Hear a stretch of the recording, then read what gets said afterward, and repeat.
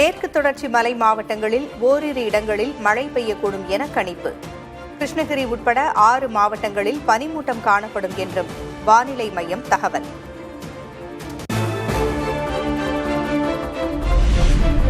தென் தமிழக கடலோர பகுதிகள், மன்னார் வளைகுடா மற்றும் குமரி கடல் பகுதிகளில் சூறாவளி காற்று வீசக்கூடும். 5ஆம் தேதி வரை மீனவர்கள் கடலுக்கு செல்ல வேண்டாம் என அறிவுறுத்தல்.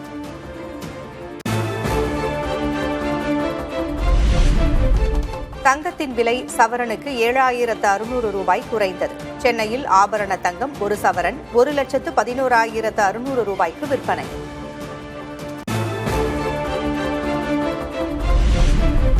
வெள்ளி விலை கிலோவிற்கு 20,000 ரூபாய் சரிவு. சென்னையில் 1 கிராம் வெள்ளி 300 ரூபாய்க்கு விற்பனை.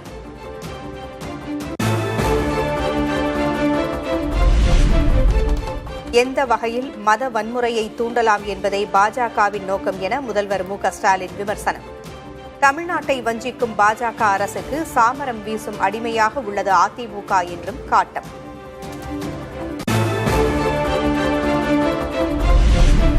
எடப்பாடி பழனிசாமி முன்னிலையில் அதிமுகவில் இணைந்த தேனி மற்றும் திருச்சி மாவட்டங்களைச் சேர்ந்த ஓ. பன்னீர்செல்வம் ஆதரவாளர்கள் அதிமுக ஆட்சி அமைய தேர்தல் பணியாற்ற வேண்டும் என பழனிசாமி அறிவுறுத்தல்.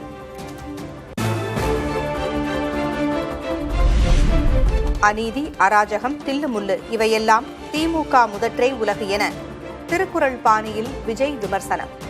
திமுக, பாஜக, தாவேக என தமிழகத்தில் மும்முனை போட்டிதான் என்றும் விஜய் பேச்சு. அநீதி, அராஜகம், தில்லுமுல்லு இவையெல்லாம் திமுக முதற்றே உலகு.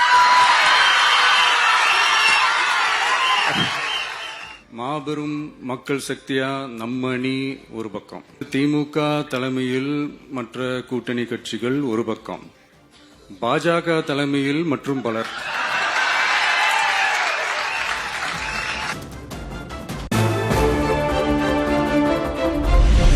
தீய சக்தியை வீழ்த்த தூய சக்தியான தாவேகாவால் தான் முடியும் என விஜய் சூளுரை.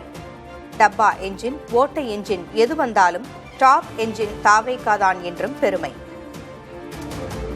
தீய சக்தியை வீழ்த்துறதுக்கு தூய சக்தியான நம்மளால மட்டும்தான் முடியும்.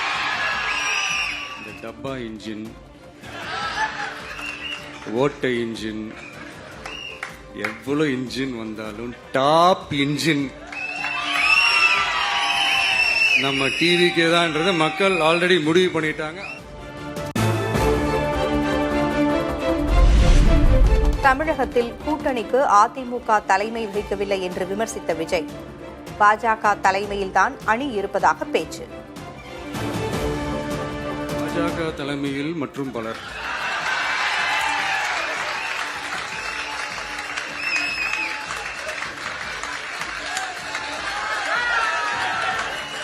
என்னப்பா சிரிக்கிறீங்க? உண்மைதானே சொன்னேன்.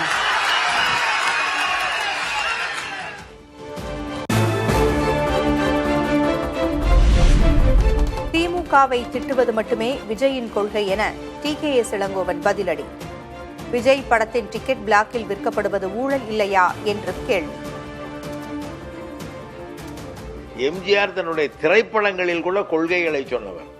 ஆனால் இதுவரை இவருடைய கொள்கை என்ன என்பதை பற்றி பேசாமல் திமுகவை திட்டுவதுதான் தன்னுடைய கொள்கை என்று பேசிக் கொண்டிருக்கிற ஒருவர் எம்ஜிஆரோடு ஒப்பிட்டால் என்ன? எம்ஜிஆர் யார், இவர் யார்? நீ உன்னுடைய திரைப்பட டிக்கெட்டை கருப்பு விலையில 100 ரூபா டிக்கெட்டை 1000 ரூபாய்க்கு விற்கிறியே, இது ஊழல் இல்லையான்னு கேட்டார். அதுக்கு பதில் சொல்லுங்க.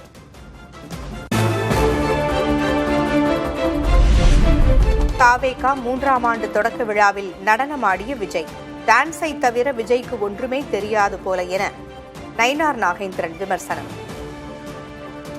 விஜய்க்கு ஒண்ணுமே தெரியாதுன்னு நினைக்கிறேன். ஏன்னா விஷயமே தெரியும். இன்னைக்கு டான்ஸ் ஆடிட்டு இருக்காரு. இன்னைக்கு உட்காந்து 3ஆவது ஆண்டு துவக்க விழாவில் ஒரு டான்ஸ் ஆடிட்டு இருக்காங்க. ஒரு நாட்டினுடைய ஒரு கட்சியுடைய தலைவராக இருந்து தமிழ்நாட்டில் தமிழ்நாடு கலாச்சாரம் என்ன என்பது தெரியாமல் டான்ஸ் ஆடிட்டு இருந்த 3ஆவது ஆண்டு துவக்க விழாவில். ஏன்னா டான்ஸ் ஆடிட்டு இருந்தால் டான்ஸ் ஆடிக்கிட்டே இருக்க வேண்டியதுதான்.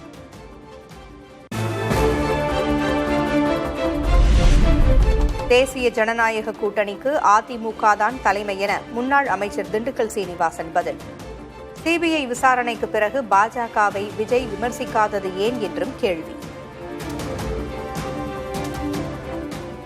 தேசிய ஜனநாயக என்டிஏ கூட்டணிக்கு தலைவர் திரு எடப்பாடி பழனிசாமி அவர்கள் சிபிஐ விசாரணைக்கு போவதற்கு முன்பு 2 நாட்கள் அது போனதுக்கு வந்ததற்கு பின்பு திமுகவும் அதிமுகவும் ஊழல் கட்டி பேசுகிறார். ஆனால் எங்களுக்கு பொது எதிரி பிஜேபி என்று பேசியவர் அன்னைக்கு பிஜேபியை குறை சொல்லவில்லை. இது என்ன காரணம்? திரு விஜய் அவர்கள் விளக்க வேண்டும்.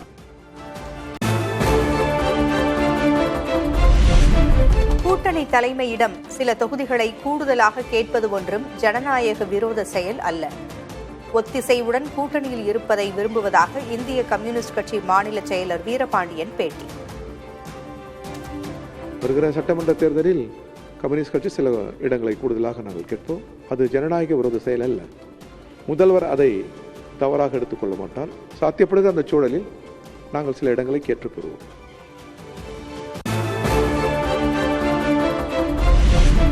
திருப்பரங்குன்றம் தீப விவகாரத்தில் நிபந்தனையற்ற மன்னிப்பு கோரினார் மதுரை ஆட்சியர். மத கலவரம் ஏற்படும் சூழல் இருந்ததாக தகவல் வந்ததாலேயே 144 தடை உத்தரவு பிறப்பிக்கப்பட்டதாகவும் விளக்கம்.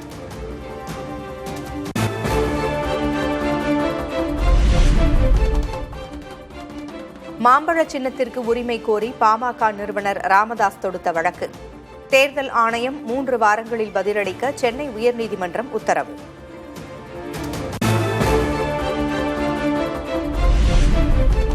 மத்திய பட்ஜெட்டில் தமிழ்நாட்டிற்கு 2 புல்லட் ரயில் வழித்தடங்கள் அறிவிப்பு. ரயில்வே துறையில் தமிழ்நாட்டிற்கு கூடுதல் நிதி ஒதுக்கப்பட்டிருப்பதாகவும் மத்திய அமைச்சர் அஸ்வினி வைஷ்ணவ் விளக்கம். In Tamil Nadu, 2 new bullet train corridors will be started. First is from Chennai to Bengaluru, second is from Chennai to Hyderabad.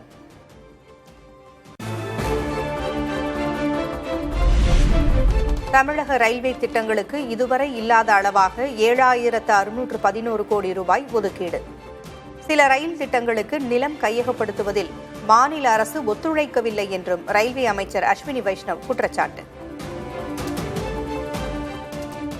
Tamil Nadu also, we need support from the state government for construction of the projects. 24% of the land required for the railway projects have been acquired by the state government. We request that entire 100% land should be acquired so that the people of Tamil Nadu can get the benefit of railway projects.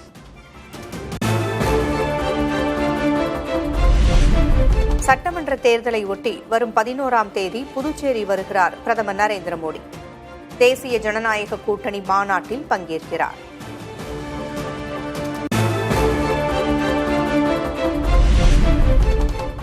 இந்திய நிலத்தை சீனா ஆக்கிரமித்ததாக மக்களவையில் எதிர்க்கட்சித் தலைவர் ராகுல் காந்தி பேச்சு.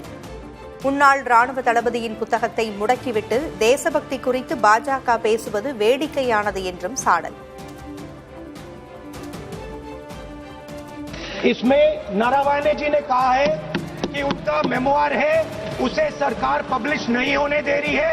इसमें सब लिखा है, उसको मैं कोट कर रहा हूँ.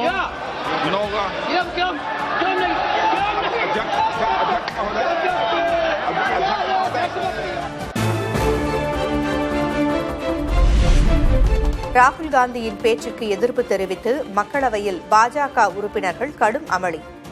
வெளிவராத புத்தகத்தை மேற்கோள் காட்டுவதா என உள்துறை அமைச்சர் அமித்ஷா கேள்வி. फिर उन्होंने मैगजीन और नरवणे जी की किताब के अलावे कैलाश रिज में टैंक, इनको किसने बताया है? किसने बताया? ये लिखा हुआ नहीं पढ़ सकते आप. अध्यक्ष जी ने ना बोला है, नहीं बोल सकते.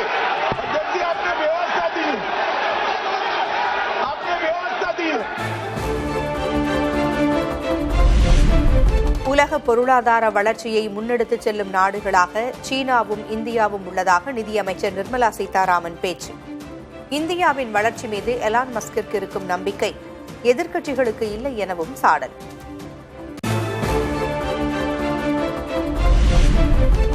நாடு முழுவதும் புலம்பெயர்ந்தோர் தொடர்பாக மெகா சர்வே நடத்த மத்திய அரசு திட்டம். 2026 ஜூலை முதல் 2027 ஜூன் வரை நடத்தப்படும் என்று மாநிலங்களவையில் மத்திய அமைச்சர் ராவ் இந்தர்ஜித் சிங் தகவல்.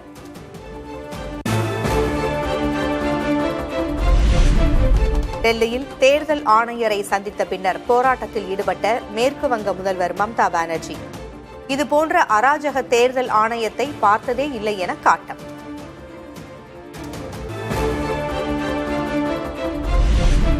வெளிநாட்டிலிருந்து திரும்பும்போது கொண்டுவரப்படும் 75,000 ரூபாய் மதிப்பு வரையிலான பொருட்களுக்கு இனி வரி கிடையாது என அறிவிப்பு. ஓராண்டுக்கு மேல் வெளிநாட்டில் வசித்த பெண்கள் 40 கிராம் வரையும், ஆண்கள் 20 கிராம் வரையும் நகைகளை வரியின்றி கொண்டு வரலாம்.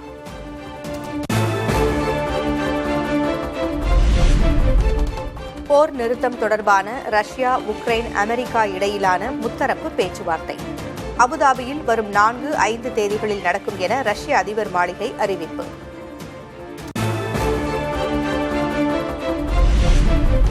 ரஃபா எல்லை மீண்டும் திறக்கப்பட்டதால் கூட்டம் கூட்டமாக வெளியேறும் காசா மக்கள். மருத்துவ சிகிச்சை பெறவும் வாழ்வாதாரம் தேடியும் எகிப்தை நோக்கி படையெடுக்கும் அவலம்.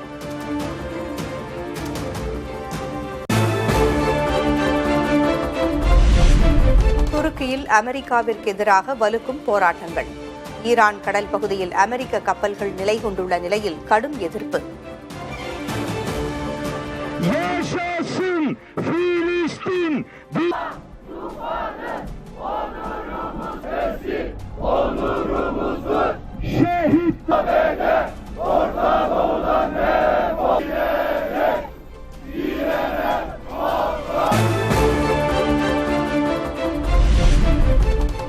பொலிவியாவில் கலாச்சார திருவிழாவை ஒட்டி வண்ண உடைகளில் ஒய்யார நடையிட்ட செல்ல பிராணிகள்.